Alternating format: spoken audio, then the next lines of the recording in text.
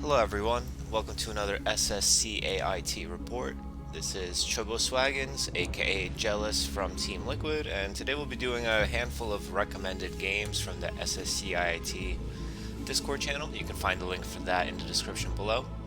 We're going to be seeing some Monster, who is a rising force in the AI world. I believe that the other commentators that I work with have shown you some games of theirs, previously. Um, so without much further ado, let's get right into it. We have Mad Mix R, the R presumably standing for random. They did a first probe scout. They are up against Stardust, which is a prominent AI as well in the ladder, currently ranked number one. Um, it was, of course, the exciting addition to the community from the author of Locutus earlier this year, but Monster is rapidly climbing the ranks. It looks like Stardust is opting for a Pylon Scout. This is something that is expected in PVR, and actually two probes out for Mad Mix R, which is really confusing to me. Looks like there's some shenanigans with the scouting path here. Maybe it realized that the other AI could not be scout. I don't know. Maybe it is some interesting read. And actually another probe going out. So this is going to be some battle probes, I'm guessing, going on here. Stardust already aware of the fact that Mad Mix is not located at the top right location there. Mad Mix looks like it's going to place an aggressive forward pylon. I'm curious to see what's going to be coming out of this. There are two probes already chasing the two from Mad Mix, and the gateway is already done for Stardust, so you have to feel that perhaps this wasn't the very best plan. Looks like we have another pylon, another gateway coming up, but when the gateway is up so much later than the gateway inside the main base of your opponent, and actually it looks like this is a pylon. Yeah, this is a pylon belonging to Stardust, not Mad Mix R. Mad Mix R does have 300 minerals, but still has not added more gateways or forge or cannon or anything of that nature. So it's going to be interesting to see how this plays out. The probes, looks like that is going to be the second gateway now, perhaps a little bit later. And is this the third gateway? Let's just take a look at the production. Yep, this is going to be three gateways coming up off of one pylon. And it's going to be interesting to see how Stardust deals with this. Stardust, it looks like, is adding a gateway of their own. They are going to be ahead in Zealot count, especially initially. Two Zealots already out for Stardust.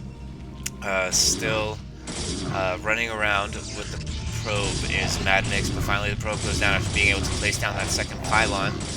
Stardust reacting by not... I think the music got louder for whatever reason. I'm sorry, give me 1 second, please. That should be better. The music, sorry, the three gateways are now up for Mad Mix R, and Stardust is actually going to be under some pressure now. Keep in mind that the economy back at home for Mad Mix R is worse than that of Stardust. Stardust on 19 probes against the 13 of Mad Mix R. Only one Zealot out, and now it looks like this is a pylon block initiated by Mad Mix R after sending another probe all the way over here, and there's more probes coming in. It seems like there is just constant force of probes being sent in here.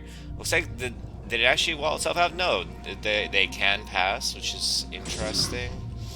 Well, let's see how the micro goes here. There still are more Zealots out, quite a bit more for Stardust, but with three gateways, more and more Zealots are going to be coming out of Mad Mix.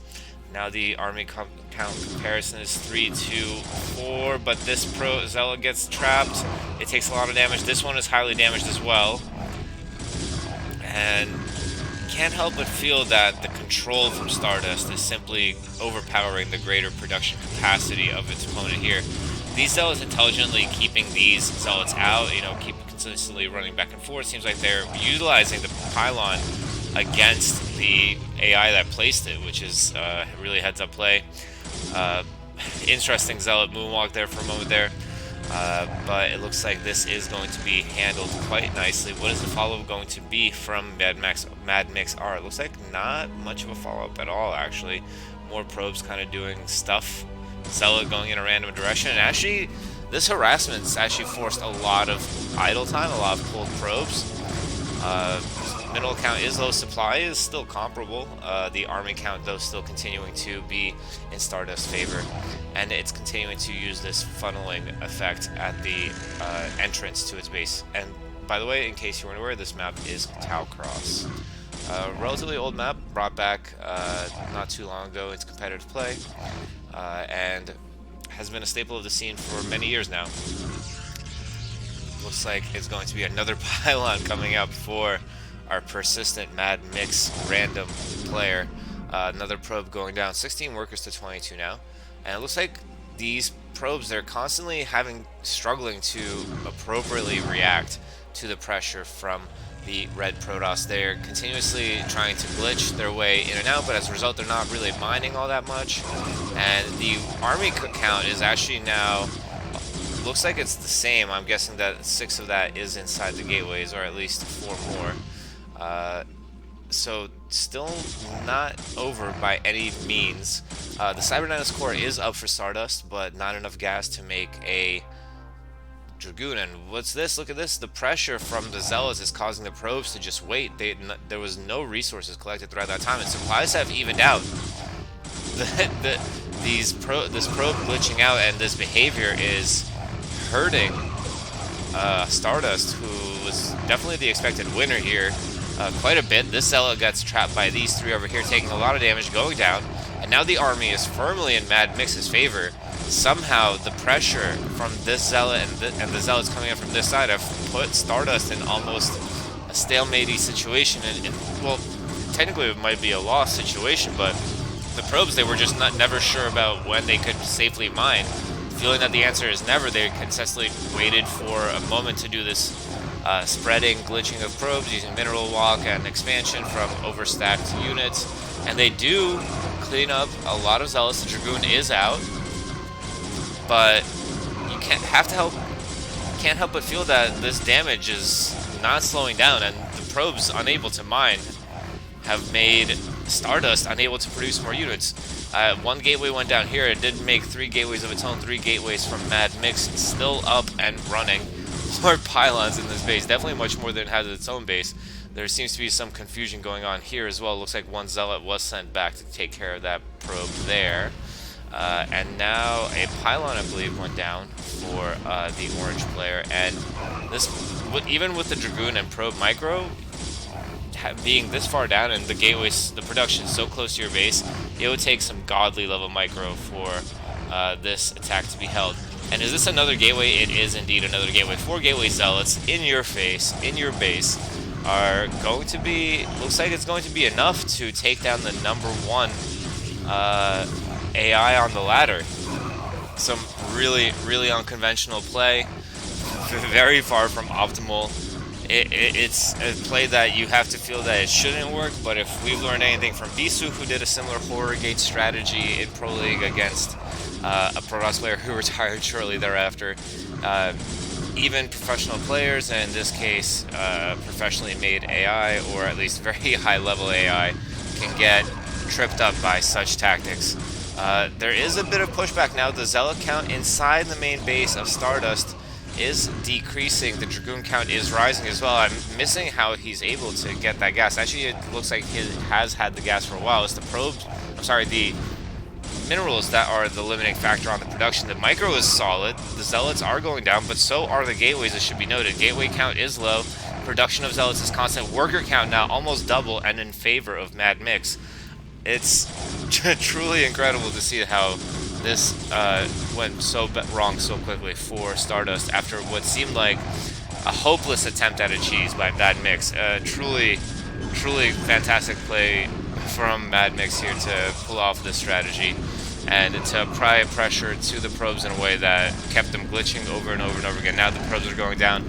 Can't help but feel it's almost over. 0 workers available for Stardust. Not enough minerals to rebuild another one. And that is the end of that game. There's nothing that Stardust can do about that. Fantastic win from Mad Mix there, and a great way to get us started. So moving onwards, for our next game we have Banana Brain spawning on the top left as the green Protoss, and this is La Mancha, yes. And we have Monster bottom left, Zerg as teal, also on La Mancha of course. Interestingly enough, scouting in what would be considered the non-standard direction, unless they're possibly scouting towards the outside of their natural. This is a way to sometimes potentially be able to read the location of your opponent. If they first scout you, for example, you can see them coming in from this angle or from this angle, and that way you know where they are located relatively early on. But usually you want to send your overlord towards the natural of your Protoss opponent, so that you see if they go for FE or not. It's usually, especially in human versus human plays, that's the standard move. Going in this direction, you don't get to the main base any earlier, so I failed to see why this would be advantageous for Monster. Something maybe to look into. For example, if the AI had sent their overlord this way, they would be able to see this forward pylon earlier on. And Banana Brain, interestingly enough, it looks like it's checking for the overlord position from its potential Zerg opponent. As you notice here, the overlord is just now reaching the third base, and the probe maybe could have spotted if it went over this way. Would have been able to see that the overlord is there if the overlord was indeed coming from this direction. Having not seen the overlord, though, that's obviously not guarantee that the opponent's not here. The guarantee could have sent their overlord in the more traditional direction. So just wanted to explain why maybe that path was chosen by Banana Brain. Forge coming out and a second scout, definitely very sensible and safe play. This is what you should normally be doing against the Zerg. If you don't first scout them and you're going for a fast expand of some sort, you want to have that information early. It looks like it's checking going through the thirds here as well. I don't believe that is the fastest traveling path, but that is the direction that we're going in. Drone scout now out on the way from Monster, and it looks like it was Overpool, 12th pool, sorry. No, actually it looks like probably Overpool. And is it going to be able to place this next, hatchery? It's waiting for the minerals, almost there. The probe did not try to deny, even though it had ample opportunity. And now the location has been spotted. One egg should probably be an indicator that maybe... Oh, there's the second egg now. Two cannons, probably a bit of overkill here, not absolutely necessary at this stage of the game. Looks like it is going to be 4 lings and a drone, quite standard, safe and macro-oriented play, following up from an overpool. I'm sorry, 12 pool. And actually, one of the cannons has been canceled. Great heads-up play from Banana Brain after confirming the number of Zerglings coming out. Let's see the micro on the probe. Not so great. Wants to stay alive and keep running around the main base to see what the tech option is going to be. It looks like it's not going to be the priority here. Great AI on Monster to get that instant click on the attack. It's maybe something that you're not aware of, but if you just send an attack command of Zerglings chasing a probe, they'll very rarely actually get a hit, especially before speed. You have to manually remind them to attack when they are pressed up against the probe, when they're mid-run, by resending that command again. That's something that is definitely attainable for AI.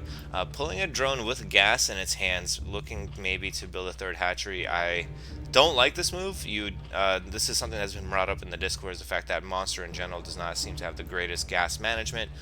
Regardless of what build they opt for, they always have 3 drones on gas. And in this case, they took a drone with gas in its hands off in order to build a hatchery. Unfortunately, you don't get that gas added to your bank. It is gone forever. And 3 hatcheries, definitely a standard approach. Let's see if there's going to be a layer following this up, or if it's going to be some 3-hatch Hydra play, which is definitely much more meta nowadays, at least in the human competitive scene. And yeah, we can see it here, the gas now making up to 300. If there was going to be a layer, you would probably want to do it with the first 100 gas that you obtain. Was there Zergling speed research? No, it does not seem to be that in that case. Cybernetics and the Zealot is coming up now. The second gas should be coming shortly after the Cybernetics, most likely. And what do we have here? It's a Hydra Den, 3-hatch Hydralisks. But again, 390 gas in the bank makes me suspect that this is slightly delayed relative to where it wants to be. Let's speed it up a little bit as we head into the mid-game. No Stargate up yet. We do see a Dragoon on the way. This is very, very old school approach to PvZ. Going Zealot, Dragoon. Usually you would have more cannons too, because Protoss were not as good at identifying the possible retaliations. But without a Stargate up quite yet, there's not going to be any confirmation of Hydralisk, and we do see the 4th hatchery now being placed down. Interesting. It might be some sort of 5 or 6 hatch Hydra build instead of any 3-hatch Hydra pressure. which is an interesting choice, again, given the gas count and given the approach to this, but it is going to be mass gateways for Banana Brain, looking to continue Dragoon production. Actually, no +1 spinning, which is another interesting factor here. The second gas has been added, probably to keep up with Dragoon production on so many bases. Do we have range for the Dragoons? It looks like yes, we do. And actually, we have both Hydra upgrades as well, so we are definitely going to be going into heavy Hydra production. Looks like this is another hatchery, so we are going to be up to 5 hatch Hydra. One sunken at each base to deny scouting and to slow down any harassment. And definitely very minimal play from Banana Brain. You almost never see this kind of approach with just going straight into Dragoons off 2 base, especially with no Corsair. But as we learned a couple broadcasts ago, it is because of the fact that Mutalisks simply are not scary enough, or at least were not scary enough until some innovations were made. So it's going to be a Dragoon Micro versus Hydralisk Micro. Hydralisks should historically win this composition battle. Let's see how it pans out here. Good micro from the Dragoons, and actually we do have a Sarah. It's going to finish off that Overlord most likely, but the Hydralisks are pushing the Dragoons back. No, it seems to be a pretty even battle. A couple of Zerglings thrown in to take some shots. Great control from Banana Brain here is going to force the Hydralisk to fall back again, and it seems like it's going to be a constant resupplying from both of our high APM AIs here as they continuously send units to the front, and they're going to meet somewhere in this neutral zone in the middle. But it should be noted that Banana Brain used this breathing room to take an early third base. No Templar tech, no Reavers. This is the kind of thing that you wish you would be able to get away with as a human player, especially against a heavy Hydra production Zerg. It looks like we're going up to 6 hatcheries now. That's definitely going to be enough to keep the production pumping. The Dragoon count hasn't been rising all that much, but the Hydralisk count has been kept in check as well. More Dragoons coming forward, but so many are going down. It looks like Banana Brain is slowly but surely losing ground here. The Dragoons had to split up for a scary moment here. If there were enough Hydralisks to keep pushing, they would be split up. Those 3 on the left could have been taken out easily. And now the Dragoon count is actually equal to the Hydra count. This is when Dragoons are actually going to trade really well. And although the Dragoon count isn't climbing all that steadily, there are now more Zealots and Dragoons coming out to the front. That's because more gateways have been added, more production is going live, and we should maybe see an expansion coming up. Yes, we do hear a proposed expansion from Banana Brain. DT's now out on the map. First, Corsair goes down, though I heard that pop, so I'm guessing that DTs will not be as much of a factor anymore. This is something that we've seen before from Banana Brain, this great use of Zealots and DTs to wall is natural. But Hydralisk pressure at the third base takes down 2 cannons. It's taking down probes. The Dragoons are trying to come and help. The probes are going down as they're transferring over. Banana Brain looks like it's not having the best crisis management right now. These speed lots are preventing reinforcements from coming in, but so many losses here. Banana Brain, however, it should be noted, it did get that earlier third base, up to 68 workers already this matchup, and now the Zealots coming back to flank the remaining Hydralisks, and they all go down. Hydralisks now looks like they're coming around this way, but the Templar is going back home now. We have High Templar in the mix. The pure Hydralisk composition is going to struggle a lot against these speedlock numbers that we have here. A bunch of defensive sunkens have been made, however, and it is falling back. Looks like Lurker tech has been completed, and there are Lurkers on the way. I wonder where they are. They're mostly over here, it seems like. And in the meantime, I mean, the Protoss player has wasted most of its army here. Nice try at Storming, but the Storm gets split around easily. Not even taking out a Zergling that time. Did you see that split over there? Incredible. More speedlots are out now, though, to apply some more pressure, but you have to feel that with the presence of Lurkers here. These Zealots are going to go down so quickly. There is an Observer, but they can't seem to get the appropriate engagements here. Interesting choice to burrow the drones there with no Storm danger. I guess maybe defending against economic harassment from the Zealots, and it should be noted that there is indeed a 4th and 5th base now coming up for the Zerg player. The Zerg player also burrowed a Zergling at the potential 4th base, and actually the 4th and 5th base of the Protoss player, preventing them from taking these bases, even though there are pylons here probably anticipated to be able to take that. And now we have Mutalisks out with Scourge taking out a Corsair. This is very much what you love to see in ZVP, and this must be why we're having such success, Monster has been having such success on the ladder, facing up against a veteran and tough opponent in Banana Brain. Banana Brain still has a ton of units, but has definitely taken some damage. worker count is decreasing now, rivaling Monster's. Monster, despite having observers and reavers, is finding it difficult to find the room to breathe and to be able to apply pressure with its superior army count. Double the army, but unable to utilize it. That is a classic scenario in PvZ. And in the meantime, behind this, there has been a completion of this base, and now is getting saturated with lurkers being produced as well. Lurkers defensively positioned here as well. Can't help but feel that Monster is quite safe in its current situation, even though Banana Brain's army is still more than double that of its opponent. Now pressure looks like it's coming up here to try to deny these pylons. The entire army being sent back. Well, to be fair, some of it has been sent back here to try to defend against the consistent Mutalisks harass, which has now brought Banana Brain down to 37 workers. Shuttle goes down. Reaver is now abandoned on its own, and will the Mutalisks take it out? Looks like the Mutalisks thought about it, but opted not to do it. Now there is going to be Zerglings fighting against the Zealots. I wanted to check what the upgrades are at. 2 armor, 2 attack, so yeah, there's still going to be 3 hits for these Zealots, but the numbers, I mean, there's more Zealots than Zerglings here. There's no way that these Zerglings will be able to kill, but maybe they are just there as a stalling tactic. Looks like they were maybe trying to get this 6th base up, but there's simply far too much Protoss here. They are going to be able to deny that base, I'm quite certain of it. But there is still Lurker, Sunken Spore defense here. May be problematic for this composition from the Protoss player. Still no Templar, no Reavers here. The Zerglings engaging a little bit too early though. Coming down piecemeal here. And with the Dragoons being able to focus potentially on the Lurkers. No Obs though. Drones did get burrowed. So many Zealots are going to go down here, but is it worth it to take out this 4th base? I think not. The army advantage was what Banana Brain had going for it, as it's still 20 workers behind, and now the army is 30 supply below that of the Zerg as well, and that one attack could have easily cost the game for Banana Brain. Monster continuing to harass probes here, and is actually taking a really cheeky base here. Almost a BM base against Banana Brain at the top right there. Looks like this game is going to be Monsters, as Banana Brain basically mined out of the first 2 bases. 3rd base is very low saturated, and I mean, given Monsters' astronomic rise, you can't call this unexpected. You can't call it an underdog win of any sort, but in terms of the position in the game, there was definitely a time where it looked like Monster should be struggling, and with brilliant control, dodging storms, and there we go again. And Banana Brain's option to go for immediately into Dragoons with very delayed Templar did net it an early 3rd base, but it was simply not enough to handle the pump from Monster, and then later on the switch to Mutalisks as well, of course, doing a tremendous amount of damage. And that is basically all she wrote for this game, I believe.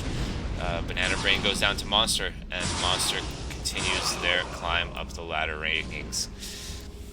Moving on to the next game, we have Krazio spawning here at the 12 o'clock base on destination against a Purple Wave spawning at 6 o'clock as the Orange Protoss. This is... Why is there no sound here? What happened to that? Huh. Okay, I'm not going to ask too many questions. I guess we'll not get sound this time. I don't know why that happened. I'm sorry about that. But we do have Krazio at 12 o'clock here as the Blue Terran. Both of these players incredibly strong. Both these AIs rather incredibly strong. Purple Wave, easily one of the best Protoss players. Krazio, one of the best Terran players in the AI circuit. An interesting forward pylon here. Most likely going to be a forward gate. I don't expect a Forge expand in PvT here. Let's see, the probe scout is going out shortly after that pylon. Forward gateway, not necessarily bad, but it could backfire in this, especially at this map as well, because these narrow bridges make it so difficult to push back tanks that are perched out here containing or even pushing into the natural. You could also build things here, like I've seen annoying Terrans, bring forward an SCV and start building depots here as they siege tank push your natural. And your 2 options are basically trying to get through this narrow winding road in the back of your base to flank them, or use a shuttle to drop them off. But in any case, that is one of the reasons why a forward gateway might be risky. But right now, it doesn't seem like there's going to be an overwhelming amount of pressure coming out of Krasio. There rarely is. Looks like it's going to be standard play for Krasio here, pulling and the factory. Looks like it's not going to be timed. Oh nope, I stand corrected. It's timed decently well. What is going on with this? Huh? I don't know what happened there. I'm sorry about that, folks. But yeah, actually, I mean, with so much gas in the bank, it seems like there may have been an overproduction of SCVs or Zealots. I'm sorry, SCVs or Marines. Great SCV pulling here, keeping the Zealot occupied, pulling the injured ones back. Has resulted in some lost mining time, but no lost SCVs. This bunker is finally going to... No, it's not going to complete. The micro continues to be stellar. One SCV did go down. Looks like that was the third one that went down. Continuing this great micro here. Only one Marine down so far, but this Zealot has admittedly done a ton of damage here. Let's see. Did I press? Alright, no. I'm not going to worry about it. We do see a Nexus coming up after one gateway here. Quite standard play. Range on the way as well. Looks like that's going to be a second gateway. Oftentimes what you'll see next is a robotics facility for observers, and for Krasio in the meantime we see vultures coming out first with a mine upgrade. Research. Nope, siege tank mode. Siege mode first. Two vultures just to help support the bunker. Maybe knock down some shields for the dragoons if they were to come in a little bit closer. Maybe to give some added protection to the siege tank. Siege tank does actually manage to reach down here. Won't be able to reach down here though. Maybe wants to be perched closer here or taken over here. But it looks like it's still deciding how it wants to be positioned. Now this bridge is mostly secured from any pressure. Still no command center coming up, so I have to think that maybe this is a fake expansion. With an engineering bay and an academy, this is hallmark Krasio play, super safe, not looking to take any chances. Actually a second factory coming up before any command center or anything of that nature. Maybe it is indeed a fake. And wow, actually two starports, interestingly enough, going up, and the fleet beacon already on the way. So this is going to be a two-base carrier. Something that some pro players have famously said is just straight up broken, especially if it's not scouted. What I'm wondering about is, did Krasio... And wait, where'd that engineering bay go? No, it is still up front. Two dragoons did go down. Siege tank count looks like it maybe was lightened up a bit. That may be why the trade was made by Purple Wave. But Krasio, at this point in time, may be aware of it. There is an armory up, but the economy is going to make it so difficult to produce an adequate amount of Goliaths. And actually, speaking of which, I don't see really much of any production right now. It's just command center and SCVs. Meanwhile, the carriers are already on the way. Krasio, you have to believe that he's going to get caught with his pants down here. There's already not that many turrets. Definitely not enough to hold back even two carriers. And with an absence of Goliath production, this could really, really damage Krasio's chances of winning here. The first carriers are out. This vulture should maybe have seen it. It's going to be interesting to see what the reaction is going to be out of Krasio. That looks like it is a starport. Yes, it is. And double upgrades here. Are there going to be any Goliaths with this though? No, not yet. Do the carriers have interceptor research? Yes, they do. So the interceptor count is going to be climbing up to 8. It actually takes longer to get all 8 interceptors than it does to build the carrier itself. So, and it's also very expensive. 8 times 25 is another 200 minerals to the cost of the carrier. So off of 2 bases, it's a hard sell, but off of 2 starports, definitely can be funded. And you have to feel that Krasio's oversafe approach, the late expansion, like maybe it backfired a little bit here. We do see some Goliath production coming out. The interceptors are getting taken out quite quickly though, between the bunker, the turret, and the Goliaths there. The interceptors did not stay alive for very long at all, but once we start getting closer to that critical number of carriers, around 5, that's when the amount of interceptors is not going to matter, because they don't have to stay out as long to take down their enemy units, sorry. And the Dragoons are doing a great job of dancing back and forth, keeping the AI, the movement AI, occupied for the Terran player. The Terran player having a hard time sieging on sieging, being able to move out at all because of the constant dance from Purple Wave, and now it is on 2 fronts. Carriers on the back, Dragoons on the front. Krasio is being overwhelmed as our Protoss player goes on to block a bunch of expansions here and look to take its own 4th base now as carrier production continues. And notably, I want to add that adding gateways and zealots here is the better play in my opinion. Not overcommitting to carriers because they will have the upgrade advantage as Terran. They are just a great positional play, and they did throw off and stall out any aggression from Krasio.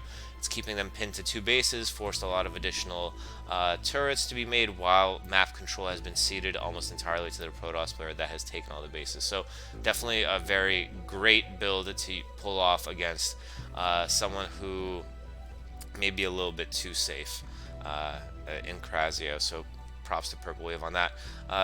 The Dragoon Zealot composition outside the base of Krasio is getting scarier and scarier. If you look at the army supplies, more than double in favor of Purple Wave, and actually the amount of workers is heavily in Purple Wave's favor as well. I mean, that is possibly to be expected given the earlier expansion pattern starting from the natural base, but also some run-ins here, maybe realizing that because it's at 200-200, it can start taking some trades. It is starting to make up some resources, but notably, Krasio making up nearly as much with only 4 factories in the main base is going to be incredibly hard to push out. At this point in time, even off the 2 bases, he could probably afford at least 6 factories pumping Goliaths and tanks. The Goliath count is rising, but the tank count is so low, it will not be able to handle this number of Dragoons, and now there's carriers on both sides. Carriers finally starting to get picked off. Some interesting factories in the back of the base now. 5 carriers over here. That's that beautiful number that can continue to harass your opponents. 6 now in the back, 1 in the front. And despite the increasing number of AA present in the natural of Krasio, you have to realize that not much progress has really been made. To be fair, once the Terran army reaches that over 100 supply number, that's when it could really start trading well with this Protoss army, despite its 132 supply. I mean, keep in mind that a lot of carriers are still back here. They are picking off the idle Goliath or turret here and there. At the same time, though, more and more of this this map is being ceded to the Protoss. That is now up to 6 bases. Or nearly that many. Gateways being added here as well to expand this production capacity. Look at how many gateways. Beautiful gateway placement from Purple Wave. I remember the developer of Purple Wave discussing their gateway placement at a game in the Discord about a month or 2 ago, and I think we can definitely agree that there's quite a bit of progress made here in terms of how many gateways can be fit per base. The production capacity for Purple Wave is incredible right now, notably not maxed out. A lot of minerals are being spent as well, it seems like, probably used on all of those expansions that are taking, even this cheeky expansion at the top right corner being taken here as well. And Krasio actually has managed to finally transcend the barrier, the 2 gateways that are outside its natural, and actually with a diminishing force of Protoss, I can't help but feel that there's some danger here now. The carriers were glitching out there for a moment. The army counts now in favor of Krasio, and the carriers are horribly out of place to prevent any of this aggression, this push coming out the front. Only 3 siege tanks here, but that's not a big deal considering the fact that there's no Protoss army really left here. The carriers have to start becoming more useful at the front. If all of the mining bases go down for Purple Wave, it would be incredibly difficult, especially after having invested so much into workers, Nexi, gateways. The amount of minerals that it has now is not a convincing number. Maybe it's also due to the fact that it's been hemorrhaging a lot of interceptors this whole time. We see constant interceptor production, hundreds of minerals being invested into these carriers continuously, and while they have done an incredible amount of damage, the tables have shifted. The tables have turned, the turntables, and it's quite possible that all of these gateways are going to go down. Supplies are nearly equal right now. Carriers are still dancing around here, but enough Goliaths seemingly to keep that pressure off. But will Krasio run out of money before that happens? They are taking out multiple bases at once. There's no more minerals here, but with an inability to push down this ramp due to the sheer amount of Goliaths here, this game has suddenly become incredibly close in my opinion. The amount of workers in favor of Krasio, the army count in favor of Krasio, the only thing that it's missing is mining bases. How much minerals I wish I knew how many, but this is one of the latter stages of mineral development, so there can't be all that many. We see a couple of patches already disappearing, I think. Just 7 patches left to mine from, and no other bases in sight for Krasio. 400 minerals is in the bank. Army supply still in favor. This one carrier back here trying to be annoying. It's burning more minerals from Krasio, who no longer has 400, notably. Oh my god, I thought that those carriers were about to run into fire. No, they don't. The army movements are around here. One base did get taken down. This base, all the workers are getting taken down. Only 17 workers. They're all back here in this hidden base in the back. Are you kidding me? Oh my goodness. That is hilarious. So that's the only thing that's keeping Purple Wave afloat. And now Krasio, unable to mine their base. What a game. The carriers proved to be victorious in the end as 0 minerals in the bank for Krasio and unable to mine more. And this one hidden base made the difference. I mean, there are still a couple probes here, but they have been getting picked off. And I don't think there's enough Goliaths here to safely take out this number of carriers. It's going to come down to control. This map famously quite good for carriers due to all the high grounds, bridges, so on and so forth, making Goliath pathing really awkward. And it looks like the Goliaths aren't really sure what to do. Maybe they're not even aware of this base. And no, now now the Vulture has found this base. 4 workers remaining for the Pro player. I imagine that they're gas mining workers somewhere. No, I don't even know. Oh, they're still they're still mining here. 50 minerals in the bank, and this, I don't know what's gonna happen here. I mean, with unable to rebuild any more any more interceptors is going to be a problem. Well, I think they just invested in quite a few now, but unable to build Goliaths is an even bigger problem because they get picked off one by one, and it's going to be just a matter of time until these armies meet or until the last building of Krasio is removed. Yeah, the Goliath count is now almost equal to that of the carrier count. That is not a good look. And what is this? That was some interesting dancing down there between the two AIs. And I mean, if this last mining base goes down for Purple Wave, doesn't have 50 minerals, could turn into a base race now. And actually, there are 4 Goliaths here that have been killing this base. This next is on its way down as well. It's a base race. That would be. I mean, there are still a lot of gateways there. 4 Goliaths, not really that quick at killing things. 1 low ground siege tank. Are the Goliaths going to be able to take down the carriers? No, and now is just an easy job for the carriers. I think that they can just focus on taking out the buildings. There's no way that they'll be able to, that they will lose all their buildings before, unless they do nothing about it. In which case, that might be really bad for them. Are you kidding me? Okay, they're not sure. They want to kill the last buildings, but they also want to defend their last buildings. It's quite a predicament that these carriers are in. Oh my goodness. Okay, we made a decision. Nope. Nah. Looks like it's the vultures that are playing with them. And I mean, the last of the 2 gateways have gone down, and now suddenly this is really scary. There is quite a number of Terran buildings here. There's definitely more HP between those buildings than there are here. The Goliaths, which way are they going to go? No, they decide not to apply any pressure, and so is this going to time out? It shouldn't, should it? 4 Goliaths against like 8 carriers. No, finally we have a resolution to this battle. That was quite an interesting. Oh, is it styling on him? Saying, yo, what's good? Leave the game. You're not going to win. That would be so unfortunate for Purple Wave if they don't ever actually end up attacking and this stales out. Because, oh, there we go. I'm really curious what that behavior originates from. But either way, another fantastic game. Thank you so much, Krasio and Purple Wave, for that.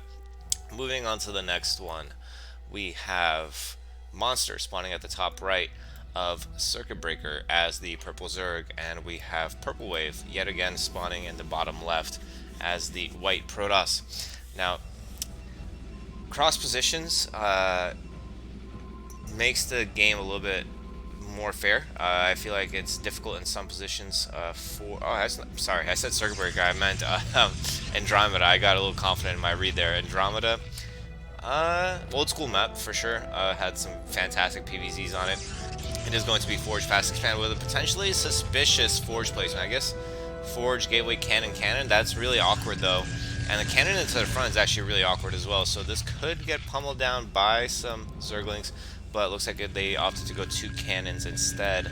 Definitely safe, maybe not the most economical, but it's going to fare well against what was likely another 12 pool from Monster here. Nexus coming up now. We should actually seeing a second pylon before Gateway, which is interesting. Purple Wave not one to mince worker count, but rather delay its Nexus and its Gateway in favor of producing more probes, which I guess can make sense. Another cannon even here. Did it get canceled? No, I just selected off it. And 3 hatcheries again for our purple player monster here. Have to expect that might be a Hydralisk play again. From what I've read in the Discord, Monster is one of those AI that have one basic build order and then they branch out based on what they encounter. Certainly a similar way to how a lot of humans play the game. 4 cannons now at the front. Purple Wave is definitely sniffing some major Hydra vibes, and we can all see why. They are aware of the Hydralisk den there. Probe does finally go down though, but with 3 hatcheries and a Hydralisk den, there can only really be one thing that it could be, and that is Hydras.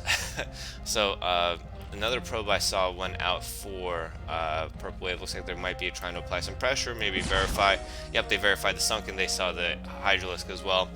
And now it's going to come down into seeing what the decisions will be. Still no Stargate first from Purple Wave. It's still going to be double gateways added. And it looks like it's going to be the same Dragoon production approach that we saw work out in the first game that I showed you.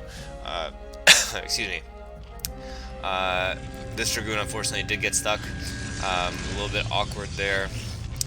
And it looks like it's going to be, no, that's a colony. Interesting. Definitely some inefficiencies for Monster in the way that they start the game, but they are moving up to 4 hatcheries now, and that's going to be assisting them in their production. We should see a 5th hatchery soon on the way. We have the minerals for it. Maybe opting to take a base instead of building another hatchery in its main. Oftentimes you would see another hatchery definitely earlier than this, and actually instead we're seeing more colonies, maybe as a response to the gateway heavy play from the Protoss player Purple Wave. More gateways have been thrown down in the meantime. Looks like this is a robotics facility actually, and so it's going to be used for observers, maybe reavers as well. Yeah, we have a shuttle and a robotics facility coming up, so it is going to be used for reavers, but the Hydralisks managed to catch a couple of Hydra Dragoons out, and 3 big losses, considering the fact that the army from Purple Wave is really not that big, not being able to catch up with the numbers from Monster at all. And now these cannons might prove to be exceptionally useful here. The Hydralisk count is quite high though. They opt to back out after taking some heavy losses though. That was not a good trade for Monster, definitely overextended a little bit there. But I'm still not really digging this pure Dragoon approach, even with the greater macro. Oh, and looks like now we finally have a Reaver. Dragoon Reaver can definitely work against Hydralisk depending on the micro. The Scarab did not make its way out there, did take out a Zergling there. A couple of Zerglings seem to be eating the shots from both the Reaver and the Dragoons when added into the composition with the Hydralisks. Let's see the fantastic control from Purple Wave here. Nice work, continuing to push the Hydralisks back and continuing to scout bases actually with an extra Dragoon here and a Zealot here to prevent any expansions. This is something that you see humans do, and it's something that you should see more of everyone, humans and AI, do in order to have a quick and easy way of preventing free expansions from your opponent, especially a Zerg, which is liable to expand so much. But the pressure is continuing to come and continuing to, they keep crashing into each other like waves. It almost reminds me of Nexus Defenders or maybe a MOBA like Dota, where creeps are meeting up in the middle of the map, and it's up to each new macro round you have a new opportunity to potentially make some headway, and that's what it looks like is happening here. Armies are splitting up in all directions. One Reaver here with a shuttle running around. Shuttle doing so well to keep that Reaver alive and continue to crumble,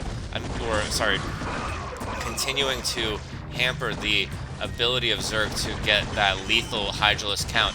And still no 4th base either for the Zerg player. Just action everywhere all across the map. Macro continuing from both players.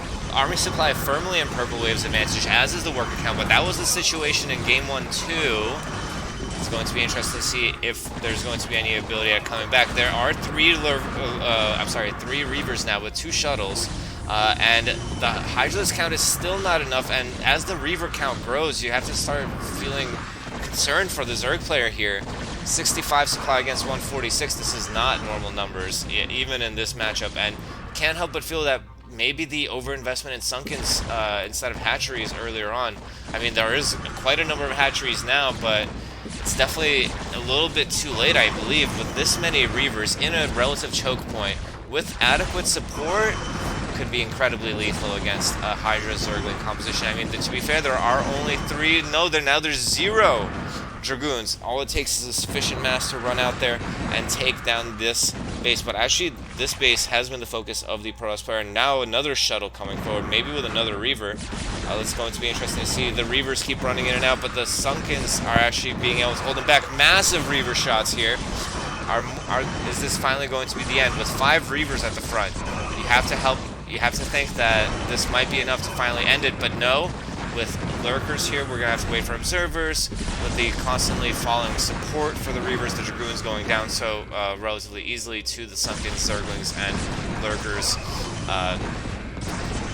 The Protoss unable to finish its opponent at this time, but it has taken a 4th base for its trouble, and the Reaver count, as always, continues to climb. Reavers in these numbers being fantastic, but now without a shuttle, a little bit harder to micro with some good control from the Zerg. Addition of Mutalisks, as we saw in that other game. The control against Reaver, not that great. The Reaver actually took down so many Zerglings there, so many more than it actually absolutely had to. It is incredibly hard to control Zergling against Reaver. But it looks like Zergling production is going to be the name of the game here. One observer does go down, so it's going to make those lurkers worth their weight in gold defensively. The Zerglings managed to take down all the Zealots, but the Reavers are still out here, still in significant number, and Dragoon production has returned to the front. Looks like they're no longer distracted. Looks like another base is up for Purple Wave. Purple Wave continuing to try to push in here. Mutalisk and Scourge count, not enough to take down these Reavers. If there was more Mutalisks and less Zerglings here, have to believe that it would have been almost worth it to take it out all these Reavers, even if you lose all the Mutalisks, because then after that the Zerglings will be able to do so much damage against the Dragoon composition. But now it looks like Monster is in dire straits here. Mined out its main, not producing from all of its hatchery, just simply not enough gas to do so. Off of likely to be 1 gas and 1 expired. No, they're both active, but not for much longer. And yeah, this Reaver Dragoon composition is most likely going to be the combination that sealed the deal for Purple Wave here. The game is still going on. Those storms now coming down, dodging from the Zerg player done fantastically well. The number of Reavers continuing to climb. Look at the production from Zerg. All Zerglings. Is it ever going to get enough Zerglings to be able to bust down this mass at the front of his base? I really don't think so. But the Mutalisks are starting to become annoying again. There are cannons coming up everywhere. What is going to be the outcome here? The number here is actually getting quite scant. There's no Dragoons here, no anti-air. That means that these Templar might get picked off, and then the Reavers as well. The Zerglings will be incredibly useful then. Reavers at the high ground for no reason. They're not going to be able to achieve anything there. And suddenly, the Zerg has been able to break free. It doesn't have enough money though. It only has 1 last mining base remaining, just like we saw in the last game. Is it going to be too little, too late? The Mutalisk transition was the right answer here, especially when there was a dearth of Dragoons with the aggression, but just Zerglings on 1 base against a healthy, I was going to say a healthy 3-base Protoss economy, but that's not what we have here. We have these Mutalisks continuing to harass and take down probes. There is still a probe lead, and definitely an eco lead for Monster, but is it possible? Do we see a 3rd base or 4th base, I'm sorry, anywhere on the map for Monster? No, it does not seem to be. Mutalisks are taking out the Reavers, and now it's switched completely into Templar-based army with just a couple of Reavers in that shuttle. Beautiful, look at those blanket storms, jeez. Fantastic. Oh my goodness. So Purple Wave putting his foot down and saying, no, you won't come back from 1 base against me.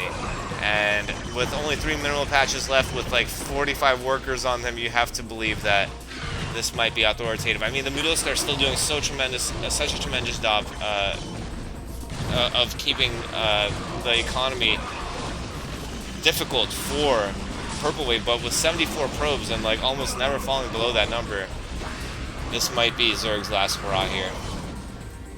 Yes, and now with just 1 mineral patch remaining, this army cleaned up. The game is over. There was definitely a moment of tension there for a moment. Actually, I mean, they're still moving forward. If there was just a little bit more juice remaining for Monster, you have to think that this game could have been tighter, but being contained for so long by that Reaver count has really, really sealed the deal for Purple Wave there, and fantastic play from both AI here, and I'm glad we got to see those blanket storms. That's like saying, hey, look, you like to dodge storms, but you can't dodge like 5 of them spaced perfectly, covering an entire screen. And this long distance conga line here reminds me of that game that we were watching not too long ago. I believe it was it Crazio? Well, yeah, I believe it was Crazio against a human player, where there was this conga line of mining. Managed to keep Crazio afloat now. Purple Wave having to deal with it as well. Drones being used to attack. Number of units out front, 2 gray. Monster with 7 minerals, and that has to be GG. There's really nothing else left but to run around and hope to bring up back enough minerals through this contain here, which is sadly not going to happen.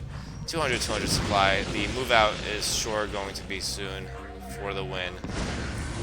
Yeah, it looks like Monster just decides to call it quits there. Now, moving on to... let's see this one. I remember there was one that was, like, they promised us that it would be really long, but that it would be worth it from somewhere in the middle point. I hope that this is not one of them. But either way, we would definitely have time to do it, and with 2 great players, McRave Z spawning at the top right of Benzene as the Red Zerg, and Crazio spawning in the bottom left as the Peach Terran. They are going to be playing, as I said, on Benzene, historically a Terran favored map for a number of reasons. Tight chokes, easy to defend third gas, high grounds everywhere for pushing, but it's a little bit different in TVZ. TVZ definitely much more flexible. There's a lot of interesting options, including drop play, lurker play, using these, I forget what they're called. They're like power generators, stacked power generators. Once you remove them, it could create a nice cheesing opportunity for both players. Looks like the openings are going to be quite standard though. It looks like it's 2 hatch muta for McRave Z most likely, and bunker expand for Crazio. Vulture, interestingly enough, off of 1 base. Again, looks like to be Crazio's own brand of TVZ, and interestingly enough, I think that if you place the Vulture here, you might be able to deny these minerals, so maybe just being a little extra cautious as usual, Crazio is. And maybe aware of the fact that it's 2 hatch mutas. Yeah, we do definitely see a bunch of turrets at decent timing. Interesting configuration here. This factory notably is available for harassment. I believe some harassment there could have done some damage. Let's turn it down a notch as we watch the control from McRave Z. Fantastic control here. Takes down the Goliath, but loses the Mulus in exchange. Turrets now being thrown around, literally around the map, for Crazio, knowing that it will stay in the economic advantage as long as it keeps producing at SCVs, and that even though there are many idle, this was an economic risk for McRave Z. McRave Z continuing to hammer down these SCVs that are getting too adventurous, traveling too far ahead of the Goliaths. The production for Goliaths off of 1 factory just hasn't been there because of that early investment in turrets and that safety approach. The early Vultures maybe delaying a 2nd factory. 2nd factory is actually really important in this case, because with every picked off Goliath, the amount of time that McRave has to catch up in eco, which it's already doing, 28 now here, and taking a 3rd base as well. We also have the Spire up as well. I'm sorry. Yeah, Spire up, but that's obviously we were looking at Mulus, my bad. So finally we're starting to see some additional gateways. Is this a starport? Yes, that's a starport. Yes, it is. So we're going into 2 base mech again.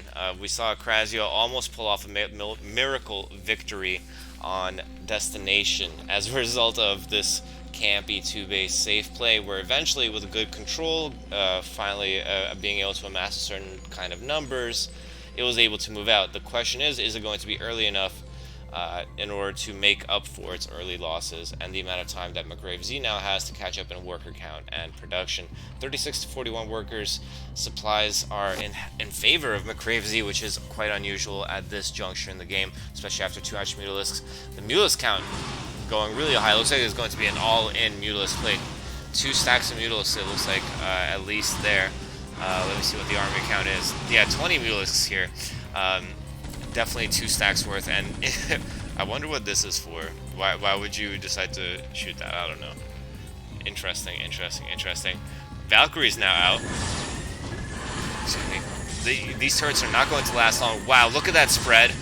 The two Valkyries forcing the spread, and the Mulisks trying to continue to apply pressure, but now their numbers are going down to 15 Mulisks after that.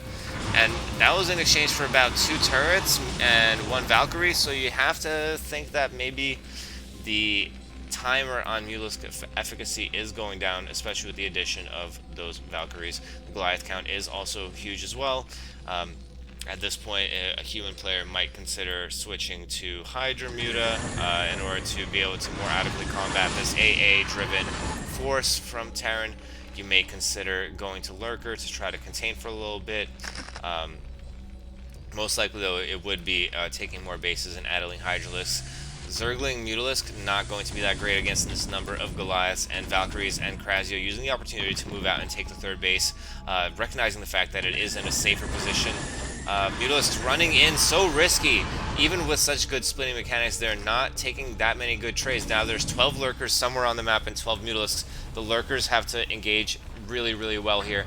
Mutalisks trying to run into the main base and try to do some more chaos, but no, with Valkyries defensively here, 3 of them, they're not going to be able to do so, just maybe picking off some turrets and maybe a couple SCVs at most. The army count and the supply incredibly even for these 2 competitors, but now the supply lead is going to Krasio as they secure their 3rd base right after McCrave secured their 4th. And now the Lurkers are going to try to flank from behind while the Zerglings come from the front? No, yep, it's going to be, looks like it's going to be a 2-part flank. I hear the sound of mines. I would love to see more mines on this map to help defend against Lurkers and Zerglings. It's a staple of mid-late game play, mech play. These Lurkers, though, don't seem to be able to commit. If they just ran back here and burrowed, I believe all these SCVs could be down. The push isn't going in anywhere, and actually, oh, it looks like they were distracted for a little bit. When is the surround going to come? It's such an anxiety, and now there's mines here. These Lurkers are going to get hurt before they get there. Lurkers are now discovered as well, and Irradiate now out is going to become a slobber knocker here. It's all going to come down to potentially one great flank or surround with Lurkers. Are there going to be enough mines, enough siege tanks? What will the terrain be like for the engagement? Will they be doing it on the high ground? And Krasio does need a 3rd gas at some point soon. There are now 5 bases for the Zerg player. Monster now ahead in work. I'm sorry, not Monster. McGrave ahead in workers now. Army supply is still equal, which is not a place you want to be as a meching Terran necessarily at this juncture. But definitely the composition is still a little suspect to me. Definitely needs defilers, I guess, soon then. And Hydra support would have been possibly useful as well. All these Lurkers are not going to be able to do well against these mines. Is using the irradiated ones to drag some mines, though. Interesting play. The Mutalisks could be able to use to be helped out if the Valkyries aren't present in high enough numbers. And the 4th base now going down for Krasio. This is a fantastic game for us to close out this broadcast with. So many Lurkers. 36 Lurkers. Are you kidding me? That can't be real. I feel like something must have gone wrong in this AI's head. It must have been like, alright, we're just going to make Lurkers, and Lurkers are going to be everything, and we don't care about nothing else. We do see now that the Hive Tech is complete. I'm excited to see what is going to be following up after that. It should be Defilers. If there's Defiler clouds here, that might be what we're awaiting for here. They're definitely been delayed very heavily. Look at this 90k APM from McGrave Z. Mutalisks are going to try to find a gap in here. No, looks like they're not going to commit. Valkyries are going back home to defend. So many Lurkers, but they are getting slowly chipped away at. 31 now left, 7 already gone. Where's the Defiler? The Defiler needs to be here yesterday. It's actually going to be Ultralisk. Are you kidding me? With the amount of minerals that it has, it can definitely afford it, but the gas is quite low after investing into 40 plus Lurkers throughout the duration of this game. The composition looking great for Krasio. Both players at 200 supply. Ultra's now out. Are the Ultras going to be able to soak up enough hits? I don't know. At what point is McCrave going to press the trigger? It's at 200 supply. There's no better time than now, I feel. It's not getting the Defiler anytime soon. Maybe waiting for these Ultras to get to the front, but the Lurkers and Lings are blocking them. Irradiate on the Ultra now is going to do so much damage to that army composition. The incessant pushing from Krasio has secured the entire left side of the map and is now pushing the Lurkers back. Only 18 Lurkers left now for McCrave Z. And the Lurkers, unfortunately, oh my goodness, it's just so tragic to see. I feel like if Defiler had come out when it was supposed to come out, about 6-7 minutes ago in game time, this could have been a much different game. But ultimately, this is why lurkers are not that great of an answer, especially in mass against mech. Because switching to siege tanks and then vessels present for for detection, scans present for detection, and them being stationary units that lose to siege tanks makes them a bad choice in this case. The base goes down for McRavesy, and I'm quite interested to see, like, I'm trying to figure out what happened here, and oh my god, this could be massive, but no, still continuing to get pushed all the way, and finally we have defilers out. Are they going to be able to push through this? No swarm down. Are we getting swarm? Finally we got a swarm. 10 minutes later than we needed it, though. Is it going to be able to push against this army? Because if this army goes down, it might still be doable. No lurkers left for the engagement. All the Zerglings go down to siege tank fire, and you have to feel for McRavesy, as I can't imagine how frustrating it might be to see that defilers were delayed so much, and I'm really curious as to why that was. And it was just a fantastic hold from Krasio, great awareness, never gave McRavesy what it would consider to be an opening to engage, and as a result, I feel like the days are numbered for McRave here. Now down 70 supply army, 1/10 that of the opponent, now 1/5 frankly, but with this amount of siege tanks, there's just about nothing that can come out of those eggs that could threaten them. Possibly if it was all Ultras or Mutalisks, but even for that, we have the Valkyries and the Irradiate and the Vessel.